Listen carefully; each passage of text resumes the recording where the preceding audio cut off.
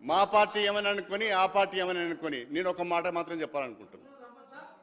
నేను ప్రస్తుత ముఖ్యమంత్రి రేవంత్ రెడ్డి గారు పూర్వాశ్రమంలో మేము ఒకటే స్కూల్లో చదువుకున్నాం సార్. నేను సీనియర్ స్టూడెంట్ సార్, ఆయన జూనియర్ స్టూడెంట్ సార్. ఆయన ముఖ్యమంత్రిగా ఉండాలని మాత్రము నాకు మనసు నిండా ఉన్నది సార్. కానీ రేవంత్ రెడ్డి గారు కొంచెం మీ వాళ్ళతో జాగ్రత్తగా ఉండండి, మీ వాళ్ళతో జాగ్రత్తగా ఉండండి రేవంత్ రెడ్డి గారు. ఫ్రస్ట్రేషన్ లో మాట్లాడుతున్నారు ముఖ్యమంత్రి గారు.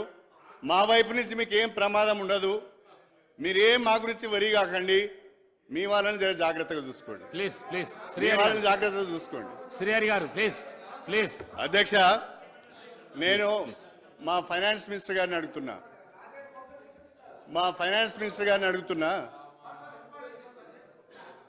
అధ్యక్ష, డాక్టర్ బిఆర్ అంబేద్కర్ అభయస్థం పేరిట ఎస్సీ ఎస్టీలకు